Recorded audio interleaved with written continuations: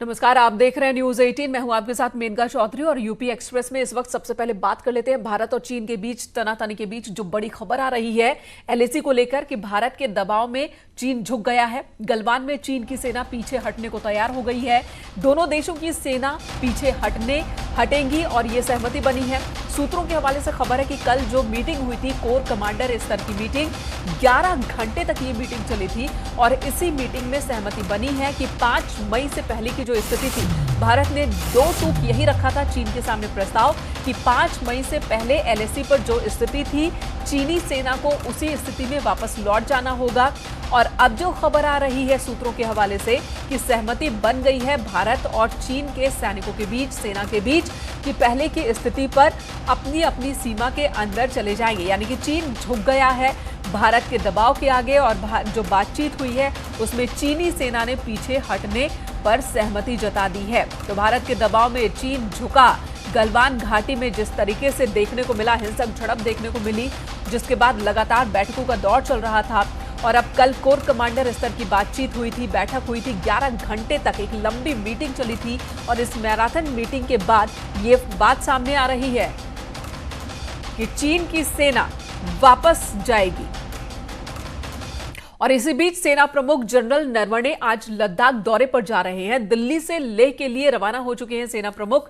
Core commanders के स्तर पर जो बातचीत हुई थी, कल जो मीटिंग हुई थी, उसकी वो समीक्षा करेंगे। कल चीन से सेना की बातचीत का ब्यौरा लेंगे। लेह में 14वीं कोर के अधिकारियों से बात करेंगे, मुलाकात करेंगे। 2 दिन का उनका ये दौरा है और अब से थोड़ी देर के बाद वो लेह लद्दाख में मौजूद होंगे और वहां पर 14वीं कोर के अधिकारियों के साथ कल की मीटिंग के बारे में जानकारी लेंगे और इस वक्त एलएसी पर जो स्थिति है उसकी भी जानकारी वो हासिल करेंगे। और गलवान घाटी में एलएसी पर चल रही तनातनी के बीच आज भारत और चीन के विदेश मंत्री आमने सामने होंगे। रूस ने 3 देशों के विदेश मंत्रियों की वीडियो कॉन्फ्रेंसिंग के जरिए एक बैठक बुलाई है, जिसमें भारत के विदेश मंत्री एस जयशंकर और चीन के विदेश मंत्री वांग यी आमने सामने होंगे। हालांकि रूस ने द्विपक्षीय मुद्दों पर चर्चा से इनकार किया है। आधे घंटे बाद यानी कि 1:30 बजे इस मीटिंग की शुरुआत होने वाली है और इस मीटिंग का एजेंडा कोरोना काल के बाद जो स्थिति उत्पन्न हुई है पूरे विश्व में, उसमें आपसी सामंजस्य कैसा हो, इस तरह की बातचीत है। द्विपक्षीय मुद्दों पर कोई बातचीत नहीं होगी। तो थोड़ी देर में ये मीटिंग शुरू होने वाली है, जहां पर भारत के विदेश मंत्री, चीन के विदेश मंत्री और रूस के विदेश मंत्री आमने सामने होंगे। रूस की ओर से ये मीटिंग बुलाई गई है। कई अहम मुद्दे हैं जिन पर तीनों देशों के विदेश मंत्रियों के बीच बातचीत होनी है, लेकिन सबकी निगाहें इस बात को लेकर है कि चीन और भारत के बीच जो तनातनी लगातार देखने को मिल रहा है, उस बीच चीन और भारत के विदेश मंत्री जब आमने सामने होंगे तो आखिर क्या बात होगी। लेकिन रूस ने इनकार कर दिया है कि किसी भी द्विपक्षीय मुद्दे पर कोई बात नहीं होगी। इधर बीजेपी के राष्ट्रीय अध्यक्ष जेपी नड्डा ने कांग्रेस चीन संबंध को लेकर तीखा हमला बोला है। जेपी नड्डा ने ट्वीट कर कहा कि पहले कांग्रेस पार्टी चीन के चाइनीज कम्युनिस्ट पार्टी के साथ एमओयू साइन करती है, फिर कांग्रेस देश की जमीन चीन के सामने सरेंडर करती है। इसके अलावा जेपी नड्डा ने राहुल गांधी पर निशाना साधा। कहा कि डोकलाम विवाद के वक्त भी राहुल गांधी चाइनीज एम्बेसी जाते हैं। जेपी नड्डा ने कहा कि महत्वपूर्ण वक्त में राहुल गांधी देश को बांटने और सेनाओं के मनोबल को कम करने का काम करते हैं। तो ये आरोप बीजेपी की ओर से लगाए जा रहे हैं कांग्रेस पर, खासकर राहुल गांधी पर, जो लगातार चीन के मुद्दे को लेकर ही केंद्र सरकार को अपने निशाने पर रखे हुए हैं। तो अब बीजेपी की ओर से ये पलटवार। हालांकि अभी तक जेपी नड्डा के इस हमले का कोई जवाब कांग्रेस की ओर से नहीं आया है।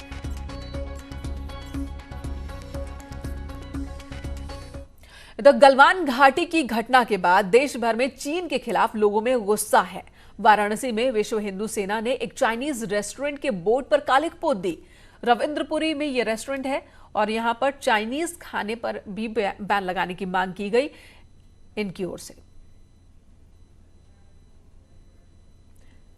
देश भर में लोगों में गुस्सा देखने को मिल रहा है चीन को लेकर। हालांकि चाइनीज प्रोडक्ट्स को बैन करने की मांग कई जगहों से उठ रहे हैं, कारोबारी हो या फिर कई राजनेता भी इस तरह की मांग कर रहे हैं। लेकिन चाइनीज खाने पर बैन लगाने की भी मांग यहां पर की गई है। विश्व हिंदू सेना के ये लोग हैं जो कि एक चाइनीज रेस्टोरेंट पर इन्होंने काली पोत दी और कहा कि जो चाइनीज फूड है, चाइनीज खाने हैं, उन पर भी बैन लगाना चाहिए। इससे पहले रामदास अठावले ने भी इसी तरह की बात कही थी कि जिन रेस्टोरेंट में चाइनीज खाने परोसे जाते हैं उन पर भी बैन लगे।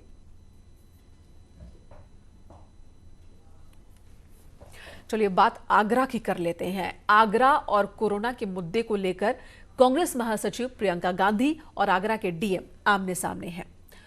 आंकड़ों को लेकर खासकर ये उलझन देखने को मिल रही है। आगरा के डीएम के नोटिस के बाद अब प्रियंका गांधी वाड्रा ने एक और ट्वीट किया है जिसमें उन्होंने एक अखबार की कटिंग और मुख्यमंत्री के प्रमुख सचिव का लेटर भी अटैच किया है।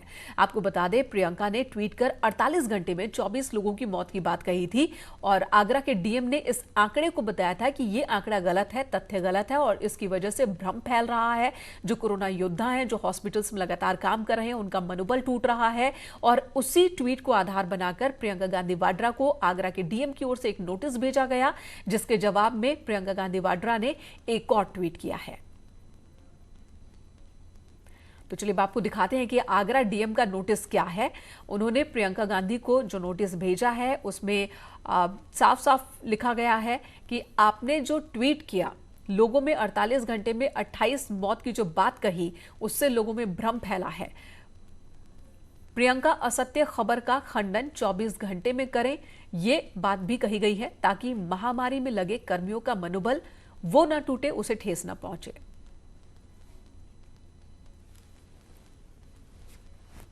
उधर कानपुर राजकीय बालिका गृह मामले को लेकर बीएसपी अध्यक्ष मायावती ने 3 ट्वीट किए हैं जिसमें उन्होंने सरकार से मामले के उच्च स्तरीय जांच की मांग की है, निष्पक्ष जांच की मांग की है। उन्होंने लिखा कि कानपुर राजकीय संरक्षण गृह में काफी बहन बेटियों के कोरोना संक्रमित होने और कुछ के गर्भवती होने की खबर से चिंता की लहर दौड़ना स्वाभाविक है, जो पुनः साबित करता है कि यूपी में महिला सम्मान तो दूर, उनकी सुरक्षा के मामले में भी सरकार उदासीन है, लापरवाह है, गैर जिम्मेदार है।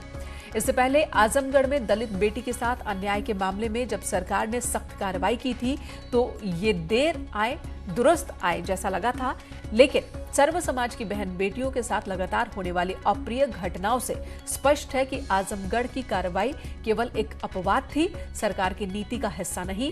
अतः बीएसपी की मांग है कि यूपी सरकार कानपुर बालिका संरक्षण गृह की घटना की लीपापोती न करे, बल्कि इसे गंभीरता से ले और इसकी उच्च स्तरीय निष्पक्ष जांच कराकर दोषियों के खिलाफ सख्त कार्रवाई करे। साथ ही यूपी के सभी बालिका गृह की व्यवस्था में अविलंब जरूरी मानवीय सुधार लाए जाएं तो बेहतर होगा।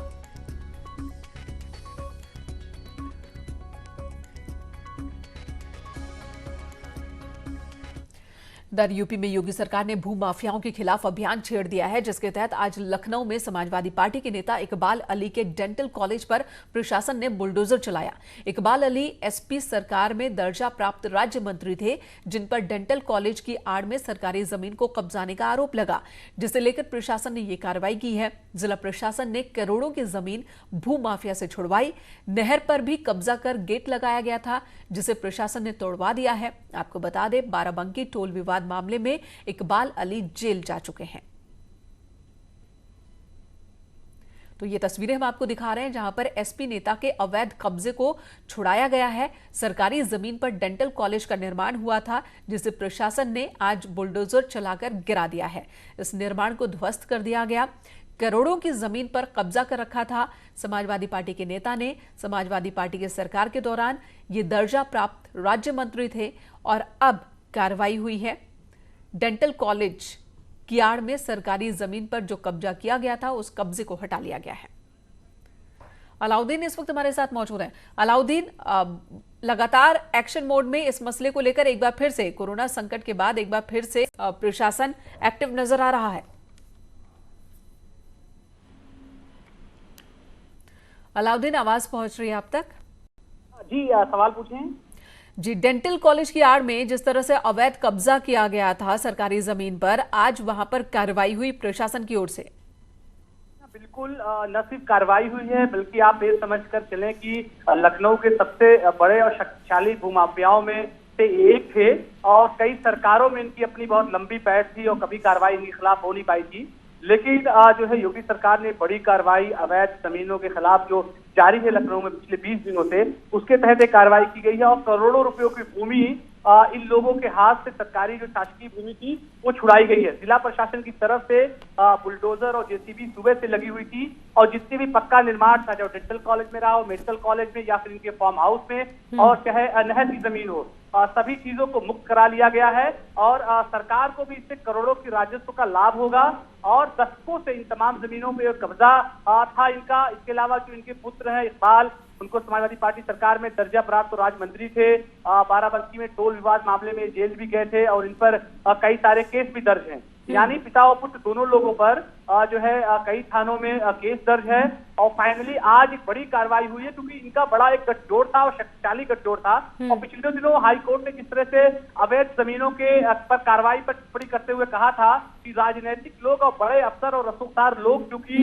अवैध जमीनों पर कब्जा करवाते हैं तो ऐसे में स्थानीय स्तर पर कार्रवाई नहीं हो पाती है। लेकिन आज जो एक बड़ी राजधानी लखनऊ में कार्रवाई हुई है तो उससे साफ तौर से संदेश जा रहा है कि बड़े लोग भी अगर कब्जा करेंगे शासकीय जमीनों पर तो उनको छोड़ा नहीं जाएगा। बिल्कुल अलाउद्दीन, और कल ही बाहुबली विधायक मुख्तार अंसारी, उनके करीबी के कब्जे से इसी तरीके से जमीन छुड़ाई गई और अब आज यहाँ पर कार्रवाई हुई। आगे इस लिस्ट में और भी नाम है क्या? है लखनऊ में कम से कम 300 करोड़ की प्रॉपर्टी पिछले 20 दिनों में जिला प्रशासन छुड़वा चुका है। ये लक्ष्य इस महीने के आखिर तक 500 करोड़ का है, यानी कि अभी एक हफ्ते में 200 करोड़ की और प्रॉपर्टी को छुड़वाया जाएगा। जिन लोगों ने तालाबों पर कब्जा किया है, जिन लोगों ने शासकीय जमीनों पर कब्जा किया है, और इस कार्रवाई के पीछे कम से कम 50 बड़े बाहुबली, बड़े नेता, बड़े लोग शामिल रहे हैं जो खुद को बड़ा बिल्डर, बहुत पावरफुल समझते रहे हैं, उन सब पर कार्रवाई हुई है। तो इस महीने में कम से कम 500 करोड़ की राजस्व की भूमि, शासकीय भूमि सिर्फ लखनऊ में छुड़वाई गई है और इस तरह की कार्रवाई अगर पूरे उत्तर प्रदेश में होती है तो आप मान के चलें। जी अलाउद्दीन, धन्यवाद इस वक्त पूरी जानकारी देने के लिए। तो अगले हफ्ते भी कुछ इसी तरह की और कार्रवाई देखने को मिल सकती है। इधर हाथरस में बीएसए ऑफिस में रखे दस्तावेजों में लगी आग, शिक्षा विभाग की दर्जनों फाइलें जलकर राख हो गई। आग के पीछे साजिश की आशंका जताई जा रही है। हाथरस में पकड़े जा चुके हैं अब तक 80 फर्जी शिक्षक। और इसी बीच जहां एक तरफ फर्जी शिक्षकों की लगातार जानकारी सामने आ रही है तो वहीं पर बीएसए ऑफिस में इस तरह से आग लग जाना एक बड़ी आशंका जाहिर की जा रही है। दर्जनों फाइलें जलकर राख हो गई हैं। ये देखिए, जब यहां पर देखा गया कि आग में कितना नुकसान हुआ है तो ज्यादातर नुकसान फाइलों को ही हुआ है और ऐसे में आशंका जताई जा रही है कि इस आग के पीछे कोई साजिश तो नहीं।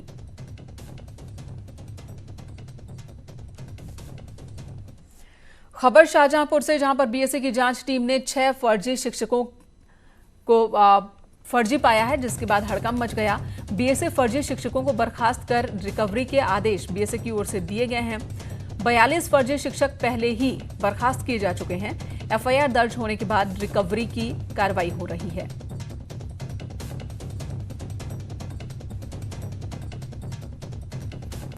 इधर नोएडा में किशोर ने आत्महत्या कर ली है। 18 साल के एक लड़के ने फांसी लगाकर खुदकुशी कर ली।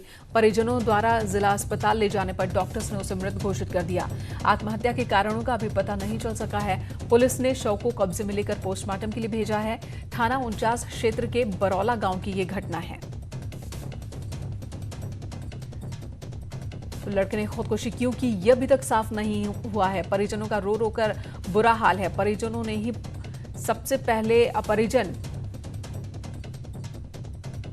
हॉस्पिटल लेकर गए इस लड़के को, लेकिन वहां पर डॉक्टर्स ने उसे मृत घोषित कर दिया। 18 साल का लड़का जिसने फांसी लगाकर आत्महत्या कर ली। ब्रेक के बाद स्वागत आपका एक बार फिर से। और एक बड़ी खबर आ रही है इस वक्त लखनऊ से। उत्तर प्रदेश विधानसभा के नेता प्रतिपक्ष और समाजवादी पार्टी के वरिष्ठ नेता राम गोविंद चौधरी कोरोना पॉजिटिव पाए गए। तबियत खराब होने के बाद कल उन्हें मेदांता हॉस्पिटल ले जाया गया था। वहीं पर उनकी जांच हुई थी और जांच में कोरोना रिपोर्ट पॉजिटिव आई है। अब पीजीआई में कोरोना का इलाज होगा।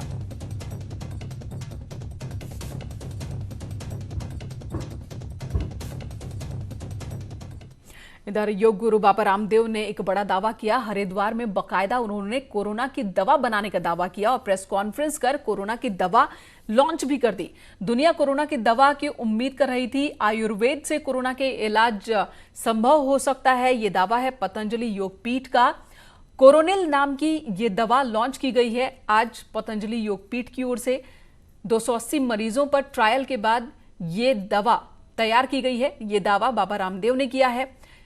NIMS निम्स जयपुर के सहयोग से दवा बनाई गई है। कोरोना की दवा है ये और ये दावा किया जा रहा है 3 दिन में 69 कोरोना पॉजिटिव मरीज नेगेटिव हुए हैं। रामदेव ने कहा कि 7 दिन में 100% मरीज ठीक हुए हैं इस दवा के इस्तेमाल से।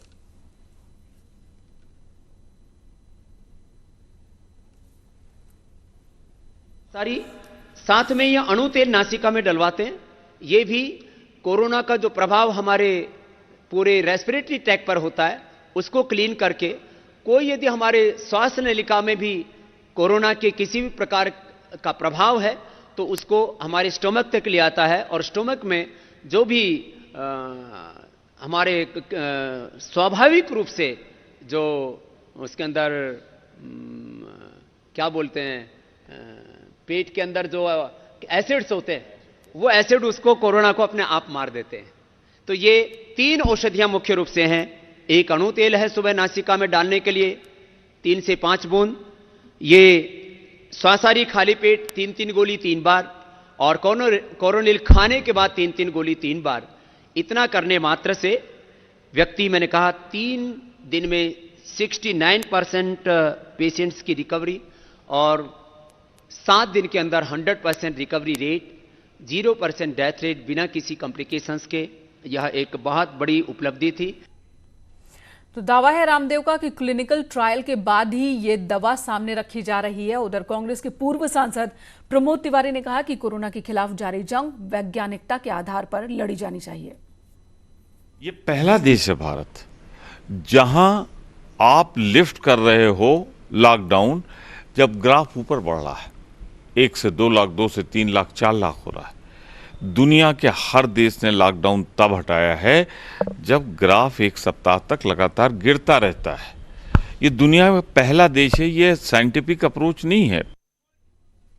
इधर जनसंघ के संस्थापक श्यामा प्रसाद मुखर्जी की पुण्यतिथि पर लखनऊ में सीएम योगी आदित्यनाथ ने उनकी प्रतिमा पर माल्यार्पण किया।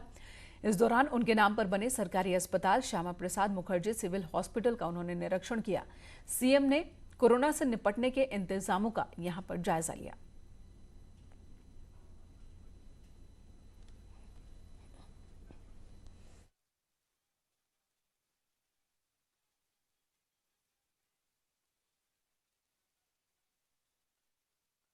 पर श्यामा प्रसाद मुखर्जी हॉस्पिटल में सिविल अस्पताल में पहुंचे सीएम योगी आदित्यनाथ और इसी हॉस्पिटल के कैंपस में बने श्यामा प्रसाद मुखर्जी की मूर्ति पर उन्होंने माल्यार्पण किया। आज जब पुण्यतिथि उनकी और हॉस्पिटल में तमाम इंतजामों का जायजा लिया। इमरजेंसी वार्ड, ओपीडी, कोरोना को लेकर किस तरह की तैयारी, हॉस्पिटल में किस तरह के इंतजाम, तमाम सवालों के जवाब उन्होंने डॉक्टर से लिए।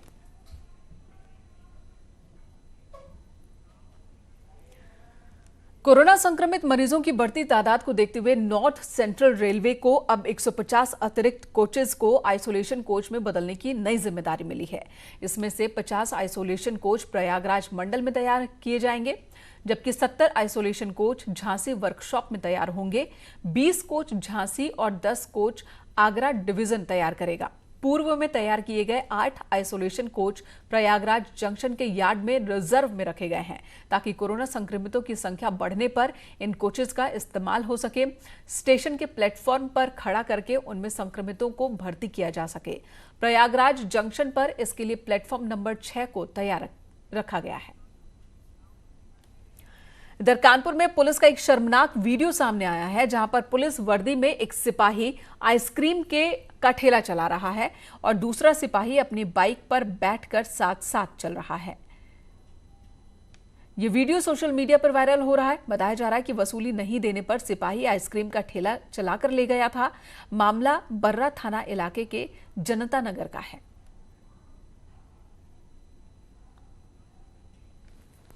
एक ब्रेक के लिए रुकेंगे, ब्रेक के बाद भी खबरें जारी हैं।